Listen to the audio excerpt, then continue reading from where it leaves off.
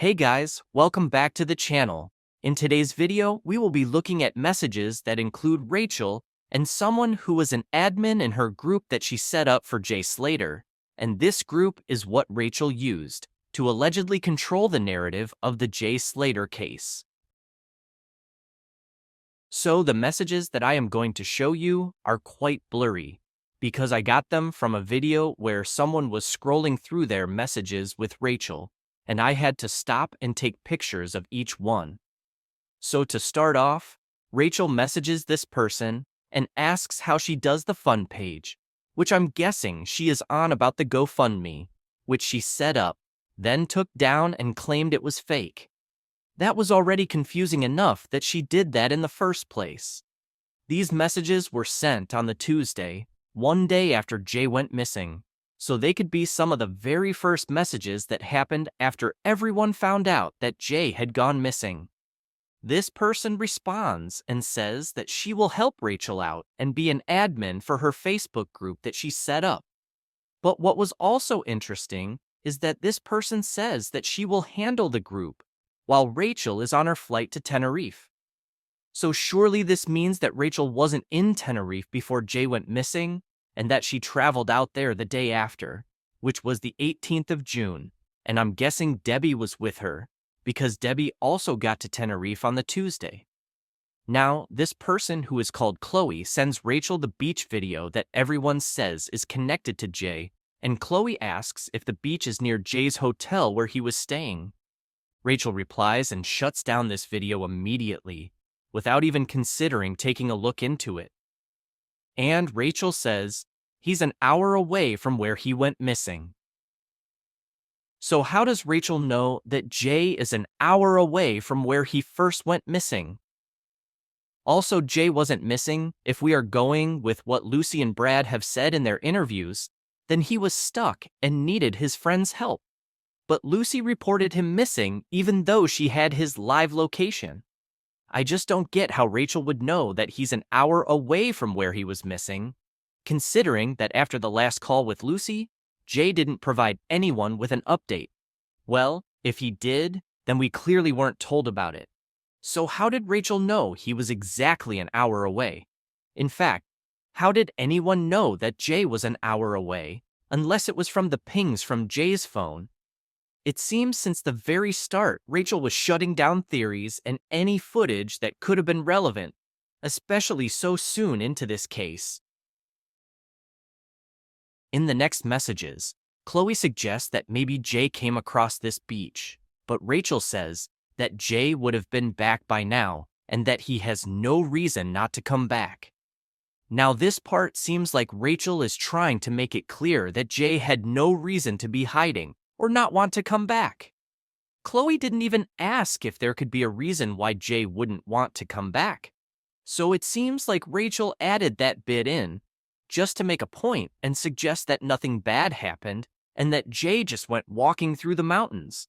Maybe she might have known there was a reason why Jay didn't come back, or that something had happened to him. So she just wanted to put it out there that he would have definitely come back, and that nothing suspicious happened. Then Chloe sends Rachel a message and says that she needs to see something because it matches Jay's description. Rachel doesn't even reply to this message, and Chloe even tried to call her, but she didn't answer. Did Rachel already know that something had happened to Jay and that it wouldn't link to him?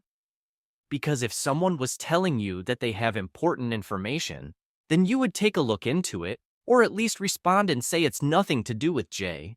Instead, she didn't even reply. If this was your relative or friend's relative, then you would try and find out as much as you can, especially if it could help them out.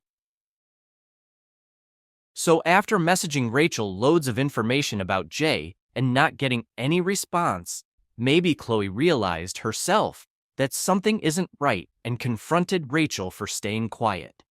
She also mentions the fact that Lucy called Jay and that it was an outgoing call, not the other way around, which is the opposite to what Lucy said. Woke up to a call from Jay, did you, Lucy? I don't think so, as Rachel didn't even think to defend you. Rachel kind of throws Lucy under the bus with this reply as she says that she can't speak for anyone else. So is this Rachel admitting that Lucy lied in her interview? Also, we have seen some of these messages before, and now that I have the full conversation, it makes much more sense. Rachel says that her and Jay's family aren't hiding anything, and that they have been advised to keep quiet by someone. Why would they be advised to keep quiet? What was actually going on? All of these messages were in the first week of Jay going missing, so why would they be advised to be quiet? Surely something was going on and they couldn't talk about it. Or maybe Rachel had to plan her story and what she was going to say, so she didn't slip up like Lucy did. After Rachel finally responded, Chloe hit back with another message saying that Rachel allegedly said that she knew where Jay was and that he would be home soon. So could this actually link to Jay being taken, and that the GoFundMe was made to raise money to pay someone to get him back?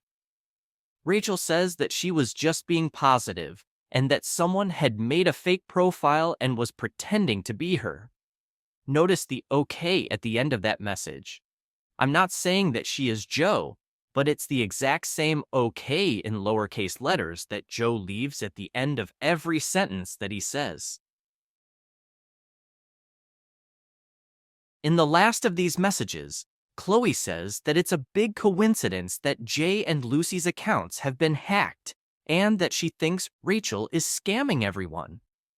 Rachel admits herself that Jay's account was hacked, but she isn't sure about Lucy because she isn't with her. So, as this was so early on in the Jay Slater case, why would someone hack his account? Now, don't get me wrong, it could definitely happen.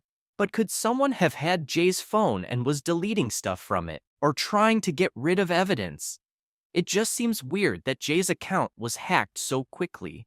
So, if she wasn't there with Lucy, then does this confirm that what Haley Comet said about Lucy's mom getting her daughter away from Tenerife as quickly as possible was actually true, and that maybe Lucy wasn't even in Tenerife anymore? Remember, this is in the first week of Jay going missing? Why would Lucy want to disappear so quickly and not stay and help search with everyone, especially if she didn't think she did anything wrong? Or maybe she knew that she played a big part in what happened to Jay and told her mom, which is why Lucy and her mom left Tenerife. Chloe is not having it and says to Rachel directly that they are covering for Lucy and that she got Jay taken, which is why the GoFundMe was set up. What I found very suspicious is how Rachel responded to this message, and again says that she can't speak for Lucy and doesn't even try and defend her. But not only that, Rachel also says that she's seen a lot of information about Lucy and that it's all been passed on to the police. So this could definitely suggest that Rachel didn't like Lucy and wanted to shift all the suspicion onto her. Notice how Rachel keeps saying that she isn't a bad person and is so genuine. Maybe she wanted to protect Brad and chose to push the blame onto Lucy to help keep Brad out of everything and make people think he had nothing to do with what happened to Jay. Chloe does ask if Lucy has been arrested since Rachel keeps talking like it is all Lucy's fault. And Rachel says that she can't comment. But as far as we know, no one was arrested during this case, and maybe this was another way of putting Lucy in the middle of all of this, just so everyone would leave Brad alone. Is Rachel just trying to make out like Brad hasn't done anything, which is why she's making out that Lucy is the problem? Don't get me wrong, Lucy definitely hasn't told us the truth, but I don't think Brad has either. Thank you for watching. Please like and subscribe, and we will update you as we find out more.